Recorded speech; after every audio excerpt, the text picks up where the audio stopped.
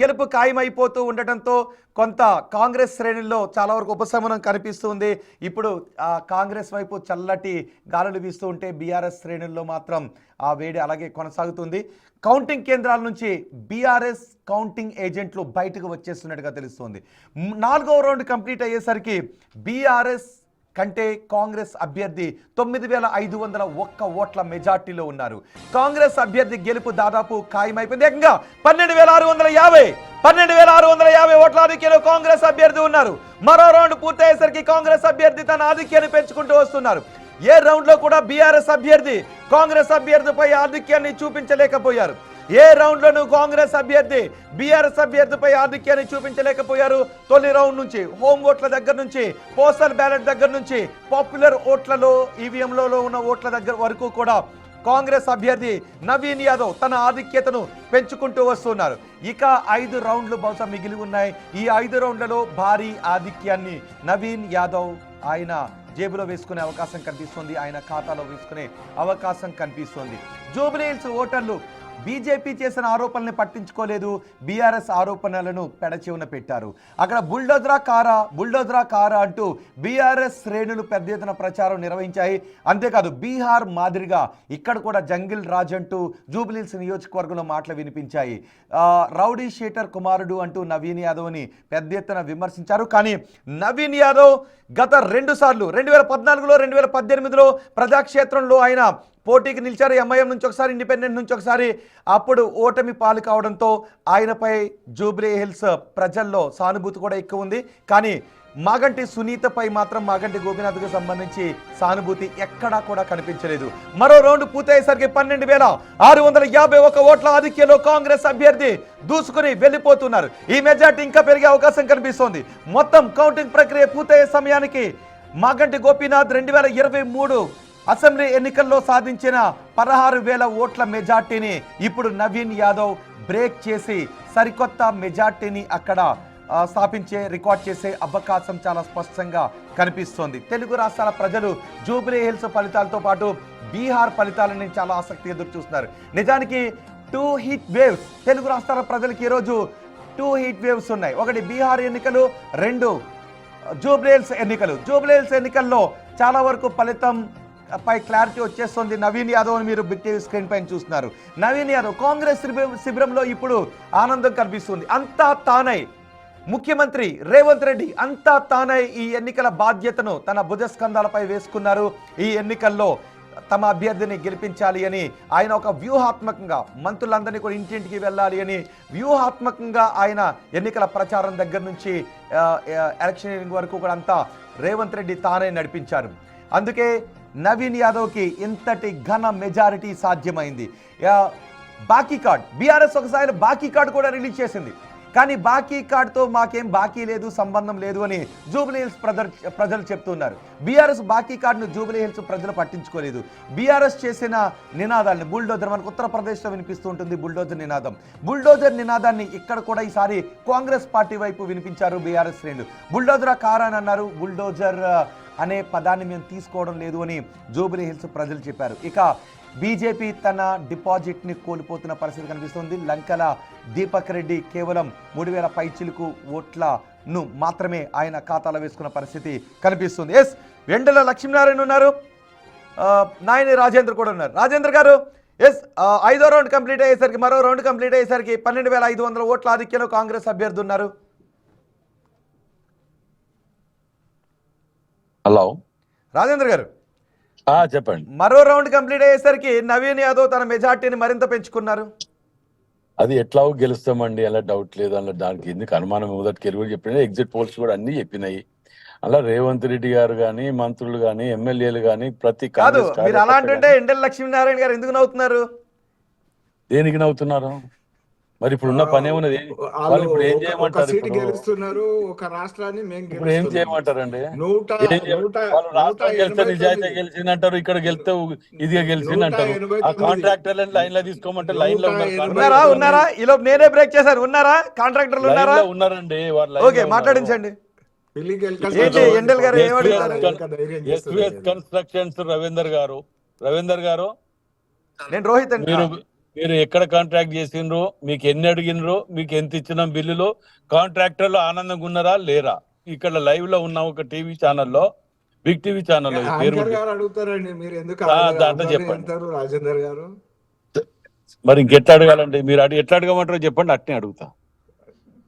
చెప్పండి సార్ రవీందర్ గారు, మీరే చెప్పండి. కాలిపేట బ్రిడ్జ్ ఒకటి మీరే ముందర పడి ఇప్పించారు కదన్నా. అంటే ఇవన్నీ కూడా నేను ఇప్పించాక టోటల్ కాంట్రాక్టర్లు అందరూ హ్యాపీగా ఉన్నారా? వరంగల్ మన దగ్గర మనకు తెలిసిన కాడికి అన్హ్యాపీగా ఉన్నారా? పర్సెంటేజ్ తీసుకుంటారు అని అడుగుతున్నారు రాజేందర్ గారు. పర్సెంటేజ్ ఎంత తీసుకుంటున్నారా?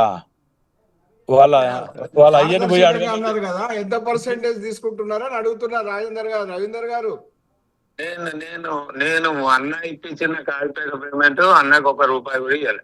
అది వాళ్ళ తల్లిదండ్రుల మీద ఒట్టు పెట్టుకోమని చెప్పమని, లేకపోతే అన్న వాళ్ళని అయ్యని పోయి అడుక్కోమని చెప్పండి. విన్నారా? ఎవడన్నా తీసుకున్నోడంటే వాడు తీసుకున్నోడు 10 మందికి పుట్టినోడు తీసుకుంటాడండి. అవి మాతోటి కావు. అవి ఏమన్నా ఉంటే అవి మీతోటి అవుతుంటాయి కావచ్చు, కానీ మాతోటి కావు. వింటారన్నారా? వారు ఎగిలిన పట్టాలు మీరు దీనికి పని చేస్తారు తప్ప దేనికి పని చేయరు. మేము అన్నమాట ఇప్పుడు మీకు గుర్తుంటే, మేము అన్నమాట మీకు సరిగ్గా అర్థమయ్యి ఉంటే ఆత్మహత్య చేసుకుంటారు. ఇలా విన్నారా? ఇక వద్దు దీని గురించి. మీ నిజాయితీ కలిపాను, కాంట్రాక్టర్ కలపమంటేనే కలిపాను. ₹1,00,000 మీ పార్టీ రాష్ట్ర చూడండి. మీరు దేశ అధ్యక్షుడు ₹1,00,000 తీసుకొని దొరికిన దొంగలు మీరు. ₹1,00,000 ₹1,00,000 తీసుకొని దొరికిన మీ జాతీయ అధ్యక్షుడు మర్చిపోతున్నారు. మీరు మాట్లాడితే ఎట్లా? మీరు కూడా మాట్లాడితే ఎట్లా అండి? డిపాజిట్ రాని వాళ్ళు మాట్లాడి నవ్వుతే పరిష్కారం అవుతుందా? పరిష్కారాలు కావు. ఓట్ల రాజకీయాలలో ఎందుకు నిరూపించుకోవాలి. పార్టీ ఏం తెలుసు? వాళ్ళని అడగండి. మీకు ఇప్పుడు ఛానల్ అడగండి, ఛానల్ అడగండి. వ్యక్తిని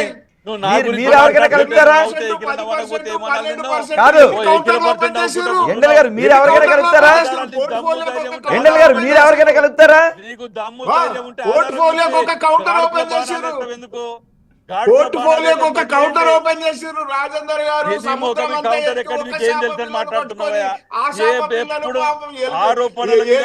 పిల్లికి ఎంత సాక్ష్యం చెప్పినట్టు చేస్తే మీరు అడిగితే ఫోన్ చేసి టీవీలో చెప్పాలా ఇట్లా చెప్పు అని చెప్పి ఇదే కదా మీరు అనేది. ఏం మాట్లాడుతున్నారు? 2,00,000 జాతీయ అధ్యక్షుడు దొరికింది దొంగ. అది మాట్లాడతారు. మీరు తయారు చేసిన కేసు బలైనరు, కాంట్రాక్టర్ ఎంత పర్సెంటేజ్ తీసుకుని అంటున్నాడు. సిగ్గు లేకుండా కుట్రలకు బలైనట్టు. జాతీయ అధ్యక్షుడు 2,00,000 తీసుకుంటే కుట్ర అయితే ఇది ఎక్కడ పరిస్థితి అండి?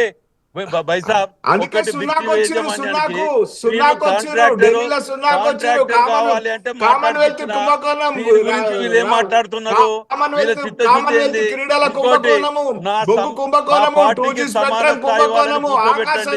ఇలాంటి వాళ్ళని ఒత్తిడి సగం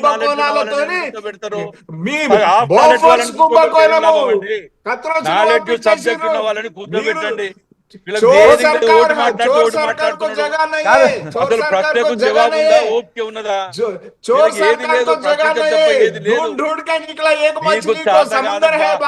దుకాణం బంద్ చేసుకోండి. మీ దుకాణం బంద్ చేసుకోండి. మీరు నిజాయితీ ఏందో రాజా సింగ్ లాంటి సస్పెండ్ చేసినప్పుడు మీ బతుకులు మీరు మాట్లాడితే ఎట్లా? మీకు చేత కాదు. మీరు దుకాణం షటర్ డౌన్ చేసుకోండి. మీ డిపాజిట్ 350,000 వచ్చిన 3,500 వచ్చిన మీతోటి ఏమున్నది?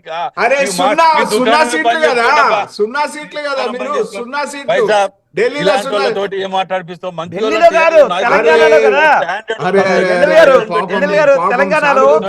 రాజేందర్ గారు సానుభూతి మీకు. ఎందుకంటే ఓడగొట్టినోని 2 సార్లు ఓడగొట్టినోని మీకు మీకు తెలుసు. Rajendra phone line cut try చేస్తాను. ఎండల్ గారు, లక్ష్మీనారాయణ గారు I am Nine sticking four on my contained it. word and my allegation. Any contractor can make personally what is the things are going on. Okay, మీరు కూడా కాల్ చేసింది. Okay, ఎండ లక్ష్మీ గారు లేదండి, బిగ్ నేను అప్డేట్, బిగ్ పెట్టను, update, నేను big photo update, ఇబ్బంది, బిగ్ టీవీలో అప్డేట్. ఇబ్బంది పెట్టదలుచుకోలేదు. ఎండల్ గారు బిగ్ అప్డేట్. ఎన్డీఏ 190 స్థానాల్లో ఆధిక్యతను కనబరుస్తోంది. ఇక్కడ కాంగ్రెస్ విజయం కన్ఫర్మ్ అయిపోయింది జూబ్లీ హిల్స్ లో. అటు బీజేపీ కని విని ఎరుగని రికార్డు స్థాయిలో విక్టరీని సాధించుకుంటోంది. 243 స్థానాలున్న బీహార్ అసెంబ్లీలో 190 స్థానాల్లో బీజేపీ లీడ్ ని కొనసాగిస్తోంది. మహాగఠబంధన్ కనీసం కాంగ్రెస్ పోటీ చేసిన స్థానాలన్నీ కూడా ఆధిక్యతను చూపించలేకపోతోంది. 50 స్థానాలకు మహాగఠబంధన్ పడిపోయింది. ఇతరులు 3 చోట్ల మాత్రమే ఆధిక్యతను కనబరుస్తున్నారు. జనస్వరాజ్ పార్టీ ఎవరి అవకాశాలను గండికొట్టింది. ఎంఐఎం ఎవరి గెలుపు అవకాశాలను ఛిద్రం చేసింది. ఈ పోస్ట్ మార్టం జరగాలి. కానీ ఒకసారి చూడండి, బీహార్లో ఎన్డీఏ 190 స్థానాల్లో ఆధిక్యతను కనబరుస్తోంది. మ్యాజిక్ ఫిగర్ దాటి దూసుకు ముందుకు వెళ్ళిపోతోంది. ఈ గెలుపుకు కారణం ఏంటి? ఎన్డీఏ గెలుపుకు కారణం ఏంటి? మోదీ చరిష్మా, నితీష్ చరిష్మానా, రాహుల్ గాంధీ ఫెయిల్యూరా, తేజస్వి యాదవ్ను ముఖ్యమంత్రిగా అక్కడి ప్రజలు ఎందుకు వద్దు అనుకున్నారు? బహుశా పోస్ట్ మార్టం స్టార్ట్ అవుతుంది. కానీ ఇది కని విని ఎరుగని వెలుపు, ఇది కని విని ఎరుగని విజయం దిశగా పయనం. అఫ్ కోర్స్ ఇది మిడ్ రిజల్ట్స్ కానీ మనం చూడాలి, ఈ మిడ్ ట్రెండ్స్ కానీ మనం చూడాలి. ఇంకా చాలా రౌండ్లు ఉన్నాయి. కానీ ఏకంగా కాంగ్రెస్ ఇప్పుడు ఆ మెజార్టీని సాధించడం దాదాపు అసాధ్యం. బీహార్లో 190 స్థానాలు. ఒకవేళ ఇదే ట్రెండ్ కొనసాగితే ఎగ్జిట్ పోల్ అంచనాలన్నీ బ్రేక్ అయిపోయి 200 మెజార్టీ దిశగా 200 స్థానాల దిశగా బహుశా బీహార్లో బీజేపీ వెళ్ళే అవకాశం కనిపిస్తుంది. బీజేపీ శ్రేణిలో